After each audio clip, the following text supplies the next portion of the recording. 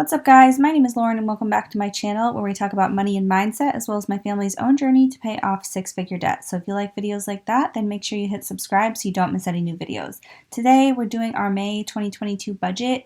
If you like this budget spreadsheet, you can get it for yourself. It comes with an annual and monthly budget spreadsheet, and it has both net and gross versions. So today I am actually doing the net version. I've been doing the gross version for a while, most of this year, and I just decided to switch to the net this month because we are not putting as much to investing for the next few months, and I just don't feel like it's necessary to look at it that way for a few months. So we're switching back to the net for at least a couple months, and then we will see from there. But net just means what actually hits your bank account from your paychecks, and gross is how much you actually make before taxes and other deductions. So we're doing the net this month. If you want to get the spreadsheet, like I said, it's available for purchase. I will link it in the video description, and it is an instant download to Google Sheets. So for this month, our goal really is to get our sinking funds in good shape. So you're going to see a lot more money than usual going to our sinking funds. Also, we just sat down and did some hard thinking about how much we really realistically need for each of our sinking fund categories, especially based on inflation and changes that have happened. So you're going to see increases in a bunch of those categories to get us to more of a sustainable level with our sinking funds. So for this month, we expect to bring in $9,126 net. And to start off, pay yourself first, which is investing. This doesn't include the match we're getting from my husband's 401k, like I said, because this is the net spreadsheet, not the gross one, but we are planning to put $100 into my brokerage accounts. Next, for debt, we have our 2 student loans. We're not making any extra payments on our debt right now until we can get our investing back to 15% of our incomes, and we're not investing more until our sinking funds are back in good shape. So that's kind of the order of priority: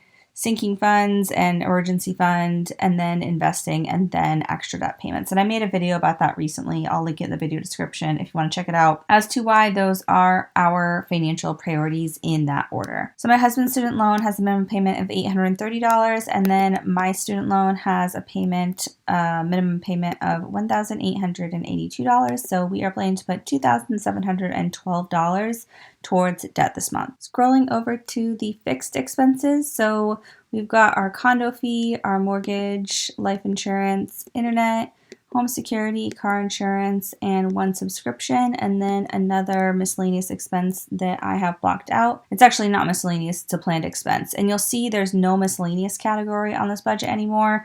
I had been lowering our miscellaneous category from 100 to 50 to 25, and we just really didn't feel like we needed it because we don't really have a lot of miscellaneous expenses now that we have so many sinking funds and our budget is so organized. So I took it out this month. I'm going to see how that feels. If there's a miscellaneous expense, I can always add it, or I can put it into one of the existing sinking funds. So for this month, we have budgeted for fixed expenses $2,480. Next, to take a look at our sinking funds. So we have a bunch of sinking funds. The first one is our emergency fund, which we're not putting anything into this month.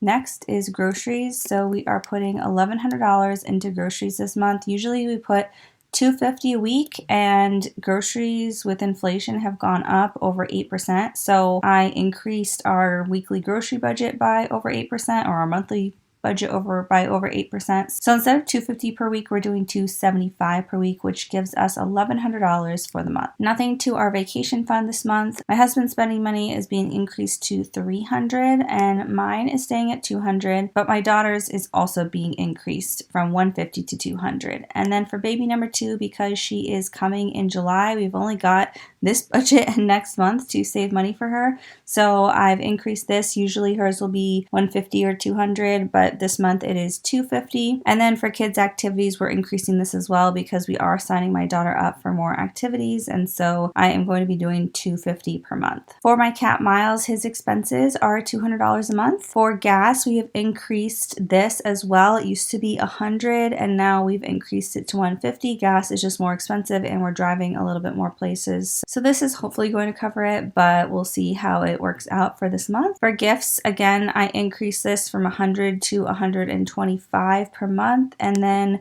Car maintenance, this is kind of where all our leftover money went this month after we did all the minimums. So it's an odd number just because usually I would put like $100 or $50, but we actually had some car maintenance costs in the month of April, so I'm trying to get the sinking fund caught up. And then house maintenance, we're putting $250. This will be generally around $150, but again, we've got some big expenses coming up for house maintenance, and so I am putting $250 this month. And then the rest are just regular, what they have been. Cell phone is $150, town sewer and water is $85, utilities is $300, and Christmas / my daughter's birthday fund is $100. So total to our sinking funds this month is way higher than usual, but it just needs to be done. $3,834 is going towards sinking funds. So you can see here for the budgeted summary, pay yourself first is only 1% of our net money this month. Debt is getting almost 30% of our net income, which is crazy because we're not even making extra debt payments, and that doesn't include our mortgage. Our mortgage is in the fixed expenses. So this is just student loans is getting 30% of our net income. Fixed expenses is getting 27%, and then sinking funds is getting 42%. So that is it for today's video. I hope you guys enjoyed this budget with me. Like I said, we are just trying to focus on getting our sinking funds in really good shape as we go into this new higher inflation environment and as we approach the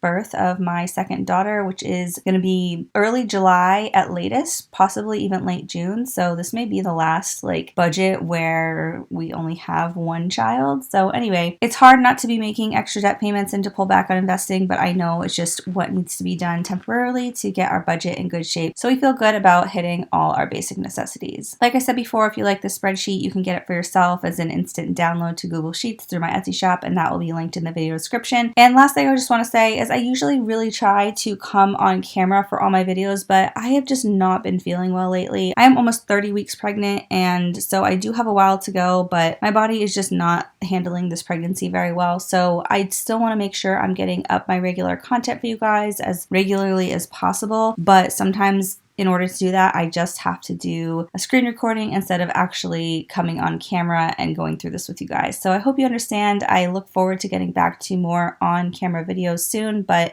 until then, I'm just doing the best I can. And so hopefully this is still as enjoyable as it is when you can actually see my face and expressions explaining these different things that are going on. If you liked this video, as always, give it a big thumbs up. It really helps on my channel. And if you want to see more videos like this, make sure you hit that red subscribe button so you don't miss any new videos. And I'll see you guys soon in my next video. Bye.